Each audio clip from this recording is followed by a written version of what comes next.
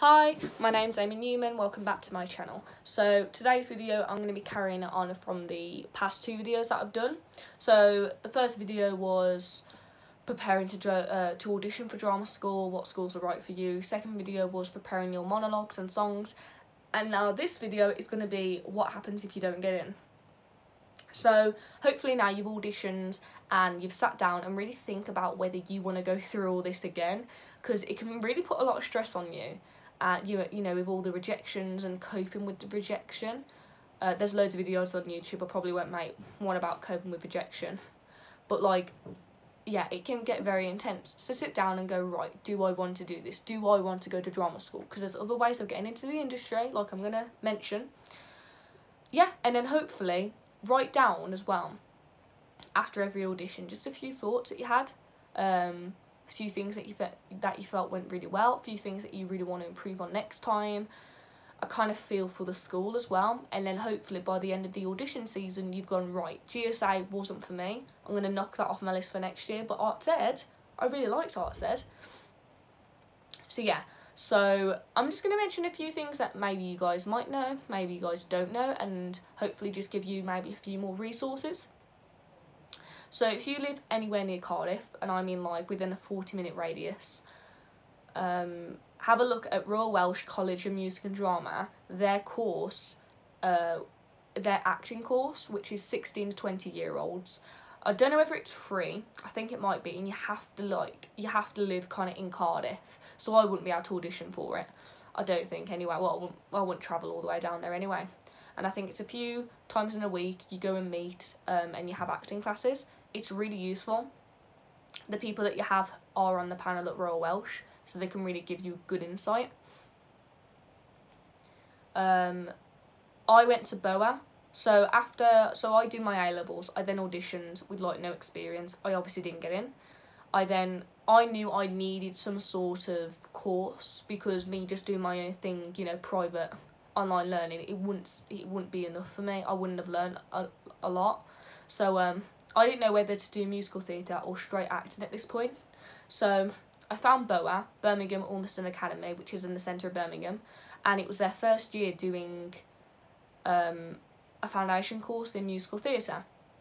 It was very cheap, it was £3,000, which is a lot of money, I know, and it is, but compared to Mount View, compared to all these other schools that do the exact same thing, it was very cheap. So I auditioned, I got in, it only took me 40 minutes to get there on the train. Yeah, it was a win-win situation. We did it from Monday to Thursday. Fridays they left it off so we could work, so to pay off the money. And we had a very small group of people. By the end of it we had about 5 people, just for other reasons, not because the course was shit or anything. I thought the course was really good. A few of the other girls who had more experience than me prior to being on the course, they didn't think the course was as useful. Whereas for me, like I just said, I had no experience. That course is what I needed. So yeah, I'd really go check it out. Foundation courses are great. You have SOTE, S-O-T-E, which is a musical theatre, really small musical theatre building that they do a foundation course, and it's very intense, and they're very good, and they're very known for getting people into drama schools. So have a look at them, and it is in Birmingham as well, but you have to like travel a little bit outside of the centre. So I would have had to get a train to Birmingham New Street or Moore Street, whatever, and then get a bus, probably about 15 minutes. But it really just depends on whether you like the school or not, well, you know, the institute.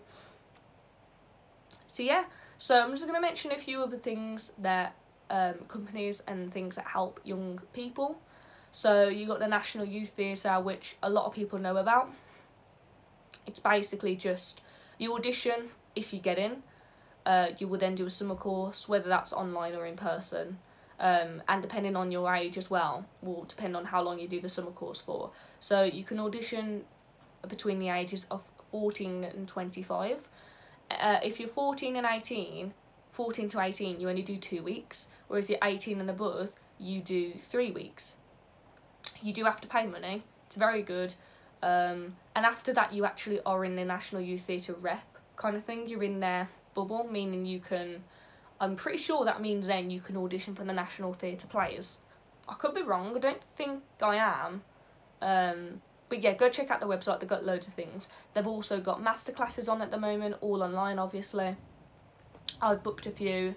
They're very cheap and they go very quickly. So sign up to their newsletter. You then got National Youth Theatre, National Youth Music Theatre. So that's just the exact same, but for music theatre. I haven't done too much research into that one. You got National Youth Choir. I think pretty sure you've got another one as well.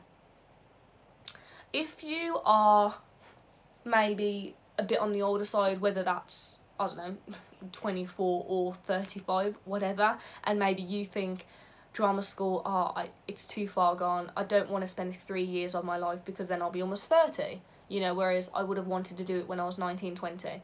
But that's totally up to you. There's loads of 30-year-olds, 40-year-olds, 50-year-olds that end up going to drama school. It just depends on what route you want to go on. But if you go, don't really want to spend 3 years of my life, how am I going to get into the industry? Have a look at, what are they called? Like, theatre makers.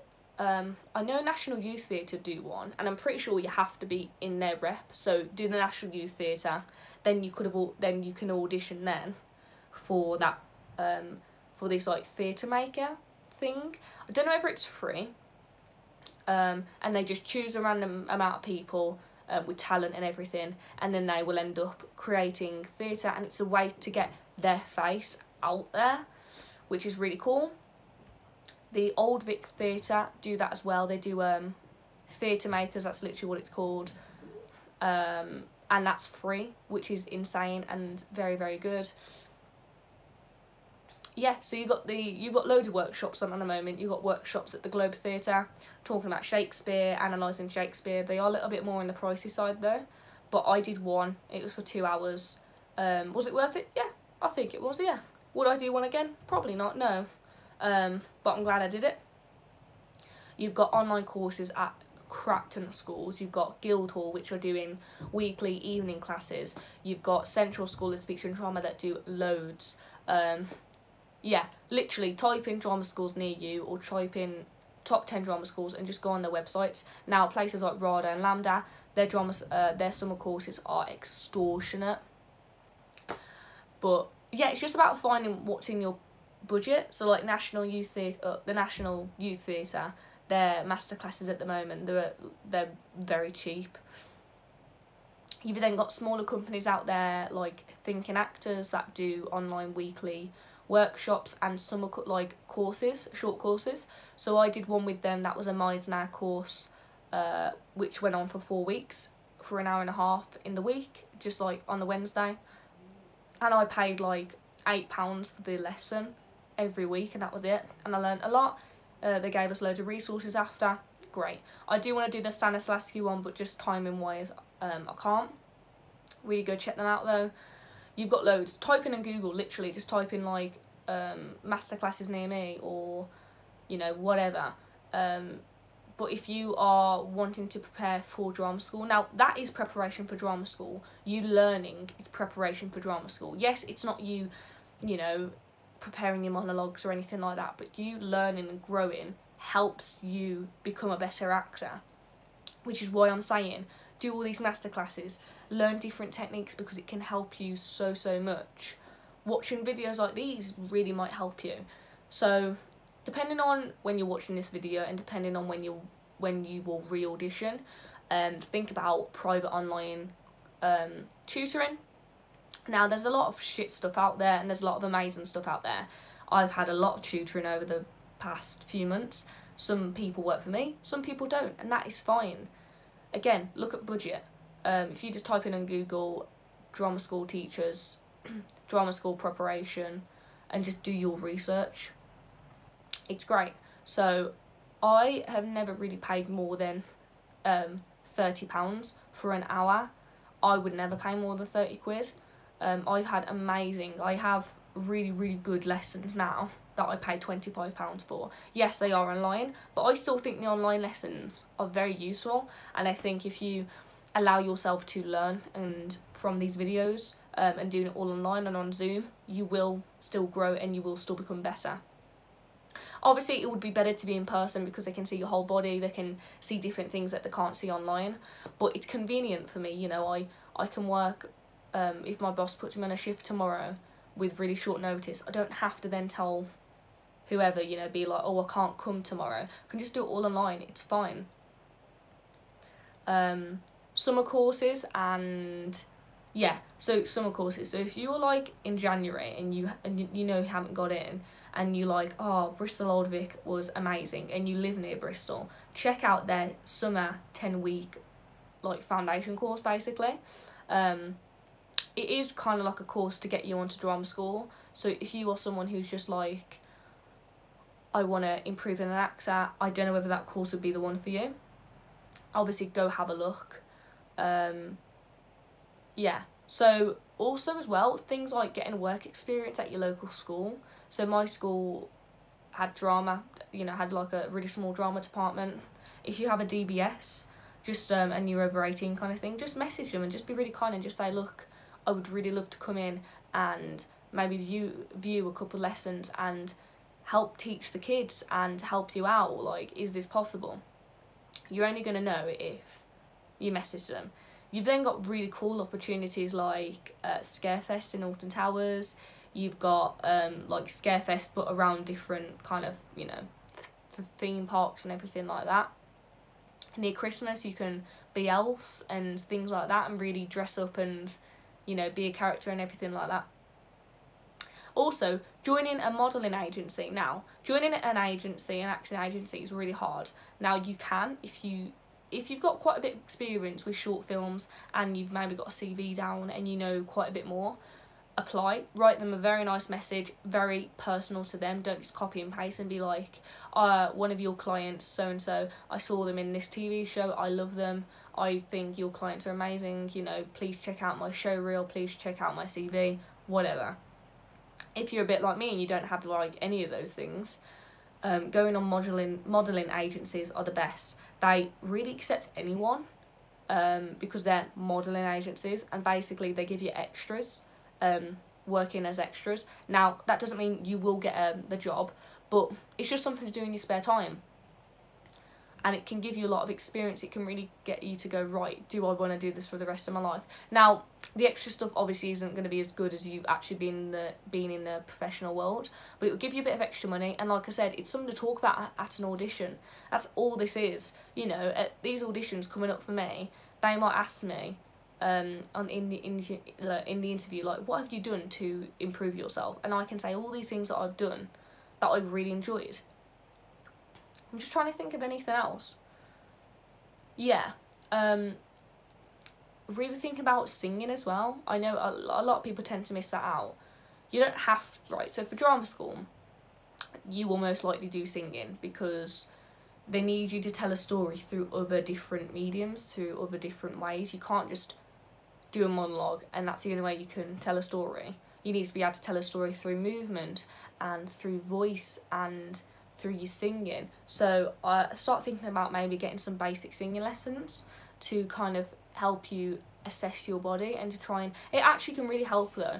So if you have a few singing lessons, it can really get you to get to know your body, if that makes sense, breathing and everything like that, and then that can help with your monologues. Yeah, so too much preparation, no, it's never too early to prepare for drama school. Now, there is a thing of overworking your monologues, so I would really take time with the monologues. But like for me personally, I'll tell you what I've done. So I had my lessons at the very end of June, like the last week. So I'm just going to say I started having lessons in July, just makes it easier. And since July to now, I've been working on monologues. And I've worked on 5 monologues altogether and songs. And to make sure I wasn't getting bored of the monologues, because you really can, especially because I'm going to East 15 as well, which we'll work on them, you know, we'll work on the monologues when I'm there. We did things like accents and reading scripts and everything like that. We did other things, doing different techniques. So it wasn't just like me standing there and me having to do the same bloody monologue every week. That's really boring. Also as well, if you start really early, you can have less classes really, and that's kind of the opposite if you have auditioned really late in like the June or July, and you're like, I want to audition now for January, you might have 2 lessons a week.